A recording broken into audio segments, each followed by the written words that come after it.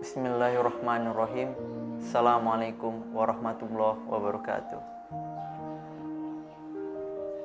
Saudaraku yang berbahagia, alangkah baiknya pertama-tama sebelum kita memulai segala sesuatu, kita ucapkan puji dan syukur kita. Kita haturkan rasa bersyukur kita kepada Sang Tuhan, yaitu Allah Subhanahu wa Ta'ala.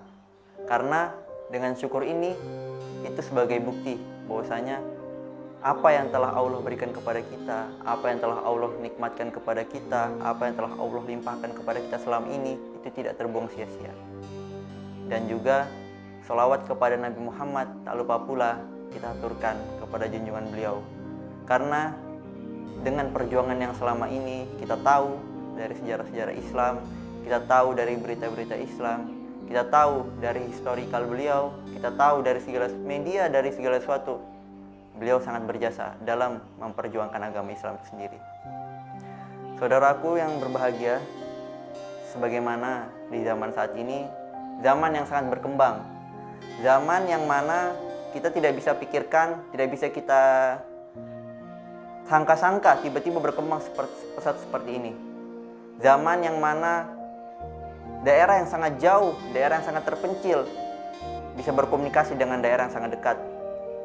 Hanya butuh 3 detik melalui aplikasi WhatsApp, bisa melalui aplikasi Messenger, bisa melalui aplikasi handphone, bisa melalui aplikasi Facebook, bisa melalui aplikasi Instagram. Beberapa hal ini terdapat banyak segudang manfaat, sebanyak itu manfaatnya yang bisa kita gunakan sampai saat ini. Perkembangan zaman yang tidak bisa kita rasakan ini, namun terdapat pula sisi negatifnya, terdapat pula efek sampingnya, terdapat pula sisi buruknya. Yang mana tidak kita sangka-sangka sampai saat ini. Bahwasanya dengan perkembangannya zaman ini, terdapat beberapa fenomena-fenomena yang hadir dan itu dapat meruntuhkan keimanan seseorang. Salah satunya fenomena yang paling sering terjadi sekarang, banyaknya orang yang mengumbar-ngumbarkan aib seseorang melalui media sosial. Dengan media sosial, mereka berlomba-lomba dalam mengunjing, berlomba-lomba dalam menghina, berlomba-lomba dalam menjelekkan seseorang. Oh, si fulan seperti ini. Oh, si fulan seperti ini. Padahal sebelumnya tidak ada yang tahu bahwasanya si fulan seperti itu. Justru dengan media sosial yang berkembang saat ini, itu malah membawa malapetaka, seperti yang kita lihat fenomena pertama ini. Fenomena ini cukup unik kalau kita bahas. Fenomena yang mana dengan fenomena ini dapat menghancurkan keimanan seorang. Sebagaimana Rasulullah SAW bersabda, La yu'minu ahadukum hatta yuhibbu li akhihi ma yuhibbu li nafsihi. Tidak berimanlah salah seorang di antara kalian sampai dia mencintai saudaranya sebagaimana dia mencintai dirinya sendiri. Dengan fenomena ini memang terlihat sepele. Mereka mengumbarkan aib temannya, mereka menjelek-jelekan temannya, mereka memperlihatkan sisi buruk dari temannya yang mana selama ini dia sembunyikan, tidak mau dilihat sama orang lain. Dia sudah berusaha semaksimal mungkin agar sisi buruk ini tidak dilihat oleh temannya. Bukan ingin agar temannya menjauhi dia, tapi dia tidak ingin bahwasanya segala yang dia lakukan itu dapat dicontoh oleh orang lain.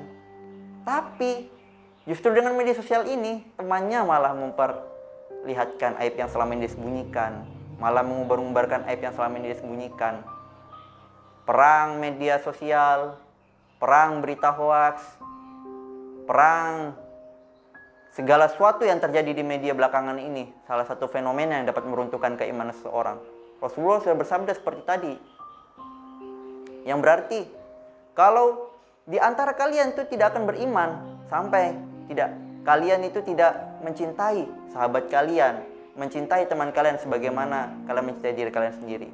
Itu salah satu bukti dari fenomena yang pertama. Kemudian fenomena yang kedua yang kerap muncul belakangan ini, banyak kali yang memamer-mamerkan kekayaan, banyak kali yang mengajarkan keburukan melalui media sosial.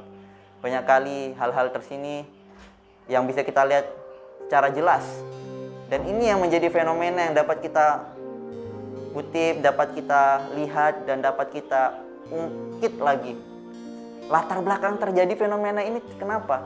Padahal jika kita lihat sosial media yang muncul, itu justru memberikan segudang manfaat kepada umat Islam. Contohnya, yang mana dulu penyebaran agama Islam dilakukan dari door to door, rumah ke rumah, sekarang bisa dilakukan melalui media sosial. Sekarang bisa dilakukan melalui YouTube, bisa kita lihat video-video Ustadz ceramah melalui Facebook, bisa kita lihat Ustadz ceramah melalui status WhatsApp, dan sebagainya. Tapi justru malah kebanyakan mereka yang membarkan aib itu justru dari kalangan kita sendiri.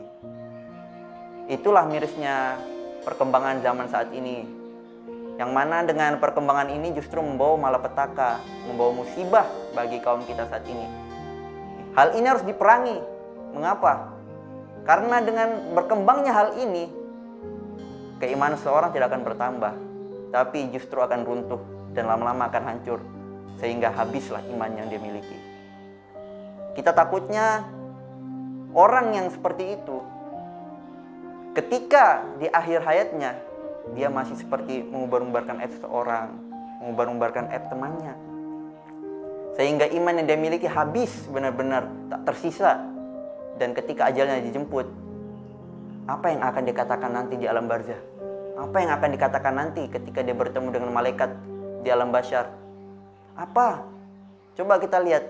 Apa yang akan dia katakan ketika dia bertemu Allah ntar di hari penghakiman? Dan apa yang akan dia katakan ketika dia jatuh? Masya Allah, na'udzubillah min dzalik, ketika dia jatuh ke dalam neraka. Inilah fenomena yang sangat buruk yang sering terjadi belakangan ini, yang bisa kita bilang kita tidak bisa menyebutnya sebagai hancurnya peradaban Islam. Kita tidak bisa menjudge bahwasanya ini hasil dari media sosial juga. Tapi inilah mental yang dihasilkan dari perkembangan zaman seperti ini.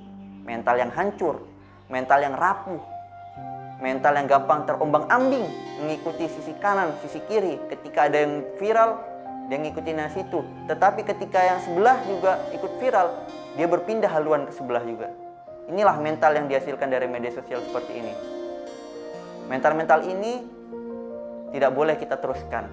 Mental-mental ini tidak boleh kita terus kembang biakkan. Harus kita hancurkan bersama-sama. Karena kalau kita tidak mengoreksi diri kita sendiri, bagaimana ntar ketika kita dikoreksi oleh Allah? Umar radhiyallahu anhu sebagai khalifah kedua pernah berkata, hasibu anfusakum qabla an tuhasabu. Hisablah, hitunglah segala perbuatan buruk kalian selama ini sebelum Allah itu menghitung perbuatan kalian, sebelum Allah itu menghisap perbuatan kalian. Jadi kita harus sering-sering bercermin kepada diri kita sendiri sebelum kita berkata, bercermin kepada diri kita sebelum kita mengubarkan aib, bercermin kepada diri kita sebelum kita bermedia sosial, sebelum kita memposting segala sesuatu. Apakah ini bisa saya pertanggungjawabkan di akhirat kelak? Apakah ini bisa saya pertanggungjawabkan ketika nanti ada orang yang mengikuti apa yang saya posting tersebut? Rasulullah pernah bersabda, man sanna fil Islam sunnatan hasanatan falahu ajruha wa ajru man amalaha min ba'dihi min ghairi an yankusu min ujurihim syai'. Barang siapa dalam Islam yang mengajarkan perbuatan baik, maka dia akan mendapatkan pahala dan juga pahala orang yang mengikutinya, tanpa harus, dengan tanda kutip, tanpa harus dikurangi pahala orang yang mengikutinya tersebut. Jadi kalau kita dalam bermedia sosial, kita mengajarkan bagaimana kebaikan itu terjadi, bagaimana kesopanan itu seharusnya dilaksanakan, bagaimana adab-adab yang selama ini hilang, adab-adab yang Rasulullah ajarkan kepada kita selama ini itu hilang, entah itu ditelan bumi atau tiba-tiba menghilang. Mungkin hilangnya karena juga perkembangan zaman. Itu harusnya kita ajarkan melalui media sosial ini. Karena dengan kita mengajarkan ini, kita akan dapatkan pahala. Dan pahala itu tidak cuma dari diri kita sendiri. Kita juga mengikuti, kita juga akan mendapatkan pahala dari orang yang mengikuti apa yang telah kita katakan, apa yang telah kita ajarkan. Mengajarkan itu tidak berarti kita harus berkata. Kita tidak harus membuat video. Mengajarkan itu kita cukup ketika kita bertelepon kepada teman kita melalui WhatsApp. Kita mengingatkan kepada dia, apakah kamu udah sholat? Itu cukup.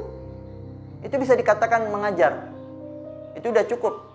Karena itu akan mendapatkan pahala kepada kita. Dan apabila teman kita itu sholat karena kita telah mengingatkan kepadanya, kita juga akan dapat pahala. Dengan perkembangan zaman ini, kita sebagai umat muslim harusnya miris. Harusnya miris dengan apa yang terjadi fenomena-fenomena belakangan ini. Karena semakin kita lihat, semakin lama perkembangan teknologi, semakin lama perkembangan aplikasi, semakin lama perkembangan Instagram, WhatsApp, TikTok, Facebook, semuanya. Kita lihat bahwasanya hancurnya mental yang dimiliki warga muslim. Hancurnya mental yang dimiliki warga Indonesia. Hancurnya mental yang dimiliki oleh dunia kita saat ini. Kita sebagai umat muslim harusnya miris, menangis. Pernah nggak terbayang dalam pikiran kita ketika Rasulullah hidup di zaman saat ini? Apa yang dia akan katakan kepada kita? Dahulu kala saja ketika ada sahabatnya yang tidak pergi ke masjid, Rasulullah sangat marah. Sampai berkata, barang siapa di antara kalian yang laki-laki dan tidak pergi ke masjid, saya akan bakar rumahnya. Rasulullah sangat membenci perbuatan tersebut. Apalagi sekarang, kebanyakan umat Islam yang kita lihat, moralnya hilang, adabnya runtuh, etikanya tidak ada. Itu akan membuat Rasulullah nangis sampai akhir hayatnya. Untuk mengingatkan satu sama lain, kita memiliki kewajiban untuk mengajarkan dan memberikan apa yang kita tahu kepada sesama kita, apa yang kita tahu kepada teman kita, walaupun itu bukan dari agama kita sendiri. Kita juga bisa mengajarkan kebaikan kepada umat Kristen, Nasrani, tapi selama itu tidak mengganggu tentang akidah, itu masih dianggap toleransi dalam beragama. Inilah bagaimana adab dalam bersosial media yang harus kita lakukan belakangan ini. Wassalamualaikum warahmatullahi wabarakatuh.